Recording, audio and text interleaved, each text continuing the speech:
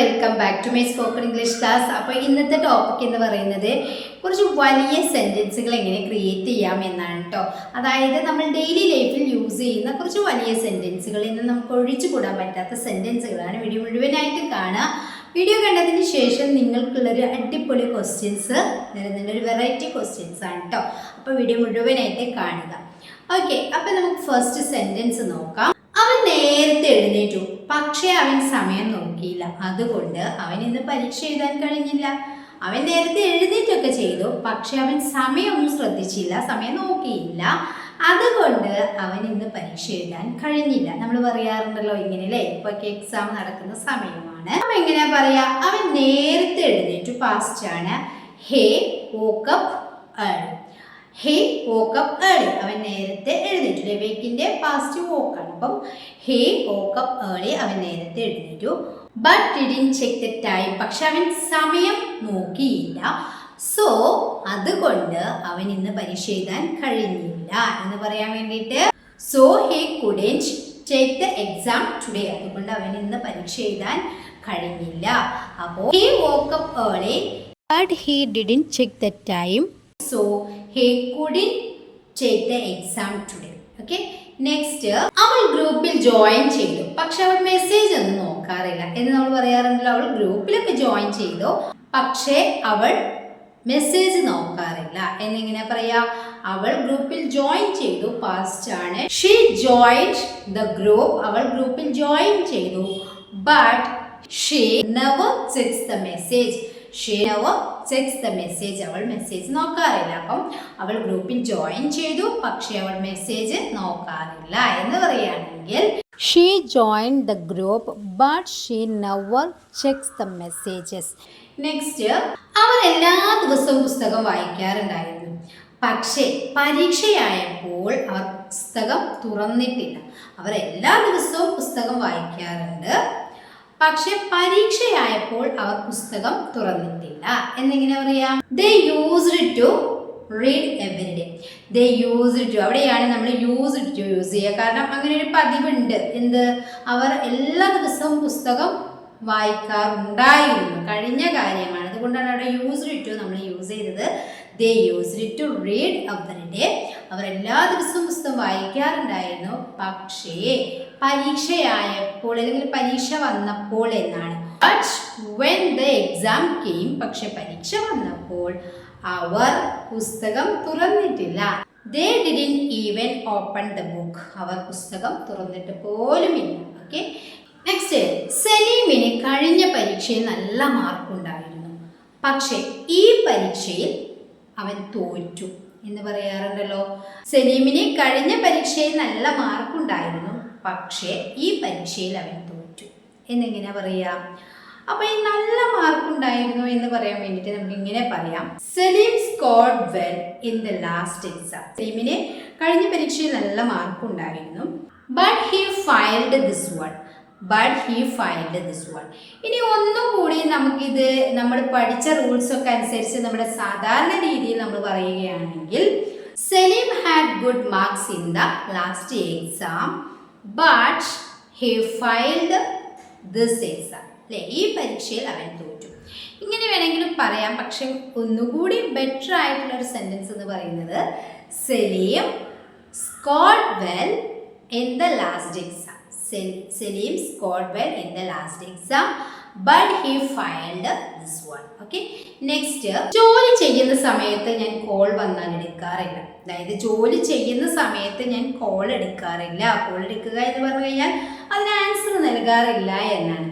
അപ്പോൾ ജോലി ചെയ്യുന്ന സമയത്ത് ഞാൻ കോളുകൾ എടുക്കാറില്ല എന്ന് പറയുകയാണെങ്കിൽ ഐ ഡോണ്ട്, അങ്ങനെ ഒരു പതിവില്ല. I don't answer calls while working. While working എന്ന് പറഞ്ഞു കഴിഞ്ഞാൽ ജോലി ചെയ്യുന്ന സമയത്ത്, അല്ലേ, ആ ഒരു സമയത്ത് ഞാൻ കോളുകൾ എടുക്കാറില്ല. ഐ ഡോണ്ട് ആൻസർ കോൾസ്, കോളുകൾ, വൈൽ വർക്കിംഗ്. ഓക്കെ, നെക്സ്റ്റ്, ഞാൻ ഓഫീസിലാകുമ്പോൾ അവൾ വിളിക്കാറില്ല. ഞാൻ ഓഫീസിലാകുമ്പോൾ അവൾ വിളിക്കാറില്ല, അങ്ങനെ ഒരു പതിവ് അവൾക്കില്ല. She doesn't call me. She doesn't call me, അവൾ എന്നെ വിളിക്കാറില്ല. ഷീ ഡസൻറ്റ് കോൾ മീ, അവൾ എന്നെ വിളിക്കാറില്ല. When I am in the office, ഞാൻ ഓഫീസിലാകുമ്പോൾ.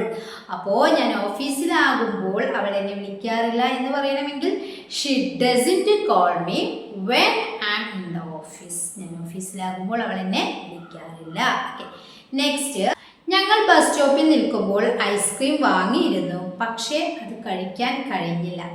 അപ്പോഴേക്കും ബസ് വന്നു. ഞങ്ങൾ ബസ് സ്റ്റോപ്പിൽ നിൽക്കുമ്പോൾ ഐസ്ക്രീം വാങ്ങിയിരുന്നു, പക്ഷേ അത് കഴിക്കാൻ കഴിഞ്ഞില്ല. അപ്പോഴേക്കും ബസ് വന്നു. എങ്ങനെ പറയാ? വലിയ സെന്റൻസ് ആണെങ്കിലും നമുക്ക് സിമ്പിളായിട്ട് പറയാം അല്ലേ? ഞങ്ങൾ ബസ് സ്റ്റോപ്പിൽ നിൽക്കുമ്പോൾ ഐസ്ക്രീം വാങ്ങിയിരുന്നു എന്ന് പറഞ്ഞു കഴിഞ്ഞാൽ വാങ്ങി. We bought ice cream while we were at the bus stop, ഞങ്ങൾ ബസ് സ്റ്റോപ്പിൽ നിൽക്കുന്ന സമയത്ത് ഐസ്ക്രീം വാങ്ങി, പക്ഷേ അത് കഴിക്കാൻ കഴിഞ്ഞില്ല.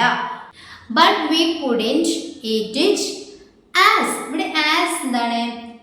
അപ്പോഴേക്കും ബസ് വന്നു എന്നാണ് അല്ലേ? ബസ് എത്തി. അപ്പം but we couldn't eat it as the bus arrived by then. അപ്പോൾ ഇവിടെ ആസ് എന്ന് പറഞ്ഞു കഴിഞ്ഞാൽ ഒരു കാരണം എന്നാണ് നമ്മൾ ഉദ്ദേശിക്കുന്നത് കേട്ടോ, കാരണം എന്നാണ്. അപ്പം അപ്പോഴേക്കും ബസ് വന്നല്ലോ. അപ്പോൾ ബസ് വന്നത് കൊണ്ട് നമുക്ക് ഐസ്ക്രീം കഴിക്കാൻ ഞങ്ങൾക്ക് കഴിഞ്ഞില്ല. അപ്പം എങ്ങനെയാ പറയാ? ഞങ്ങൾ ബസ് സ്റ്റോപ്പിൽ നിൽക്കുമ്പോൾ ഐസ്ക്രീം വാങ്ങി, പക്ഷേ ഞങ്ങൾക്കത് കഴിക്കാൻ കഴിഞ്ഞില്ല. അപ്പോഴേക്കും ബസ് വന്നു. ആ കാരണത്തിന് വേണ്ടിയിട്ട് നമ്മൾ അവിടെ ആസ് ഒന്ന് യൂസ് ചെയ്തത്.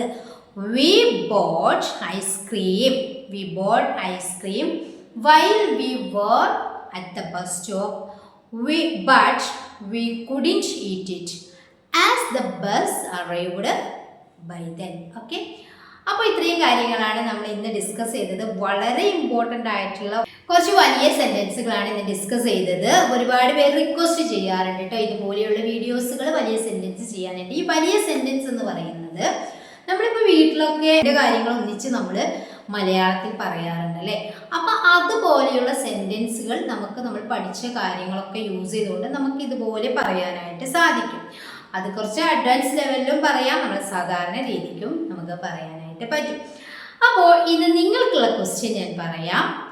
ഇതുപോലെ ഇന്ന് ഞാൻ നിങ്ങൾക്ക് ക്വസ്റ്റ്യൻ അല്ല തരുന്നത്, നിങ്ങളായിട്ട് ഒരു ക്വസ്റ്റ്യൻ, ഒരു ആൻസർ ഉണ്ടാക്കാം, ഒരു സെൻറ്റൻസ് ഉണ്ടാക്കുക. അതായത് നിങ്ങൾ ഈ വീഡിയോ കണ്ടതിന് ശേഷം നിങ്ങളുടെ വീട്ടിലൊക്കെ നിങ്ങൾ പല കാര്യങ്ങളും പറയാറുണ്ട്. ഫോർ എക്സാമ്പിൾ, ഇപ്പം നമ്മൾ അവന് വെള്ളം കൊടുത്തു, അല്ലെങ്കിൽ നീ വെള്ളം കുടിച്ചോ, ഞാൻ ഭക്ഷണം കഴിച്ചു, ഞാൻ ഭക്ഷണം റെഡിയാക്കി, അല്ലെങ്കിൽ ഞാൻ വെജിറ്റബിൾ മുറിച്ചു, ഞാൻ വെജിറ്റബിൾ അരിഞ്ഞു വെച്ചിട്ടുണ്ട്, നീ അതെടുത്ത് പാകം ചെയ്യൂ. ഇങ്ങനെ എന്തെങ്കിലും ഒരു കാര്യം നമ്മുടെ വീട്ടിൽ പറയാറുണ്ട്.